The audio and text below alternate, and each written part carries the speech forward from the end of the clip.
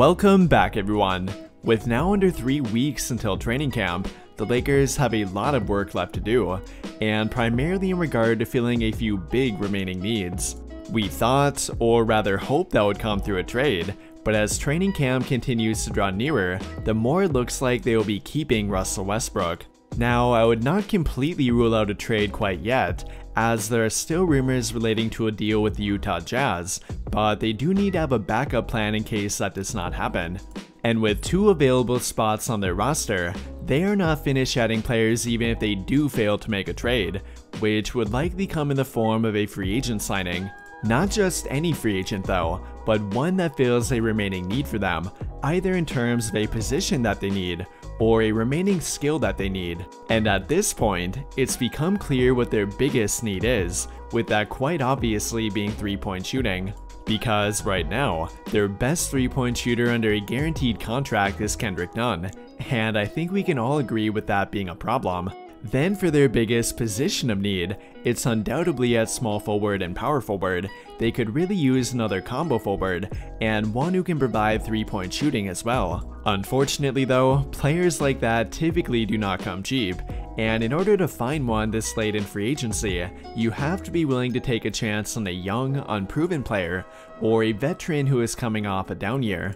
And in today's video, we'll be reviewing the free agents that best fit that criteria. Before we do that though, I would genuinely appreciate it if you could take a brief moment to drop a like, subscribe to the channel if you have not already, and hit that notification bell to get updated right away when I drop a new video. Without further ado though, let's dive right into it. And just to clarify, I will be putting a big emphasis on small forwards and power forwards, which will disqualify a guy like Dennis Schroeder.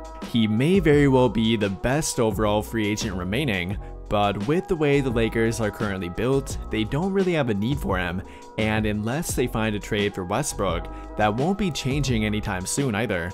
With all of that being said though, the first free agent we'll review happens to be Jordan Warra, one of the few remaining players with a connection to Darvin Ham, and one who also fits their remaining needs.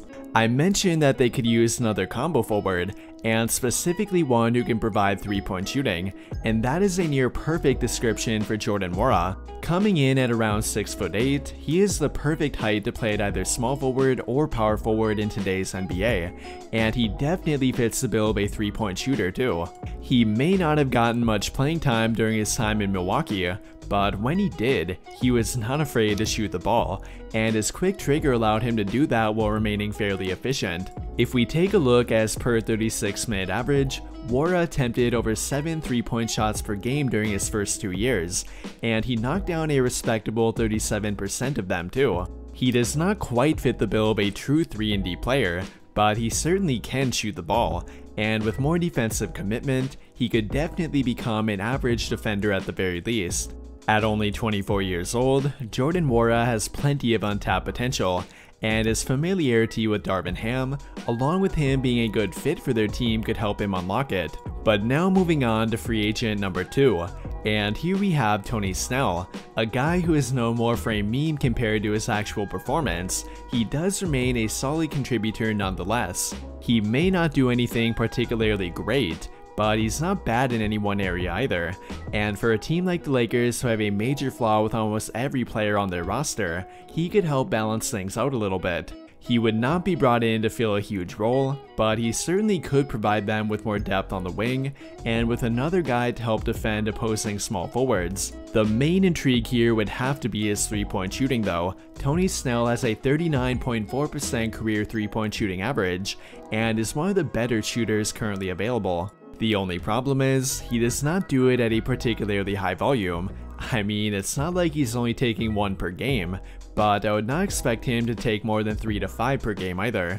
And the more he takes, the less efficient he tends to become. His comfort level is being a low to medium volume shooter, and expecting him to do anything more than that would be a bit risky. But if you were to put Tony Snell on a team with a playmaker like Lebron, who is known for creating completely wide open shots for his teammates, then I imagine he would be comfortable taking a few more shots. Now moving on to free agent number 3 though, and here we have Gary Clark. He may not be the 3-point shooter that Jordan Warra and Tony Snell are, but he is certainly a better defender. In fact, Gary Clark might be the best defender who is available at forward. He is very switchable and can defend both quicker guards and bigger forwards who like to post up. That is something the Lakers do not have right now. Juan Toscano-Anderson is a very good defender, but he's not big enough to match up with more physical players. And while LeBron can do it here and there, that's not something I would want him to do very often. And for times like that, Gary Clark would be a good guy to have off the bench. He could fill the role that Stanley Johnson left, a 3-and-D forward who can play at either small forward, power forward, or even at center if they are playing against an ultra small ball lineup. Again, he may not be a particularly great 3-point shooter, but he's not bad either. Gary Clark shot 40% from beyond the arc last season, and is a near 38% corner 3-point shooter on his career. But now moving on to free agent number 4, and here we have Carmelo Anthony, one of the very few players to perform well for them last season. Melo continues to be available. He may not be the most attractive option given his age and declining defense, but there is no question about his offense. And with their current need for 3-point shooting, they might consider bringing him back. Carmelo Anthony shot 37.5% from 3 last season, and he did it on high volume shooting too. Now, he did get a bit worn out by the end of the year, but that was likely due to the amount of minutes they had him playing. Although, that would theoretically not be a problem this time around. With them having better depth compared to last season, they could lower his minutes to around 15 to 20 per game, rather than 25 to 30 per game. If not Carmelo Anthony, or any of the other players on here though, who should they turn to? And well, they might not have to look very far. Another option would simply be promoting Cole Swider. He can technically play with or without them doing that, but he would be limited to 50 total games. And if they want to avoid that potential problem, then they could simply elevate him now before it becomes an issue, which would still leave them with one more spot after that. I guarantee they would wait to fill it for financial reasoning though, as the longer they wait, the less money it would take to sign a minimum contract player. And we all know how frugal they've been with their money lately. But if they were to promote Cole Swider, they would not only have one roster spot remaining, but they would also free up an available 2-way contract too. And that signing likely would and should go to Jay Huff, who was their best summer league performer after Cole Swider, and barring a jaw-dropping training camp performance from Javonte McCoy or Fabian White Jr., Jay Huff would be the no-brainer player to give it to, as it would allow them to retain him without giving him an actual contract. Although, while that might sound like the best move for them, it would not come without risk, because doing that would put a lot of pressure on Cole Swider, who is in fact a rookie, to perform at a very high level. Now, I'm not saying he can't do that, but the pressure has been too much for many players before him, and we all know how some fans treat players who are struggling.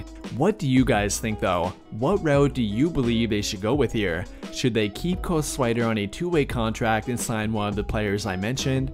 Or should they elevate Cole Swider, sign Jay Huff to a 2-way contract, and then wait until later to sign one more free agent? There is really no right or wrong answer here, but let me know what you think by commenting down below and we can talk about it there.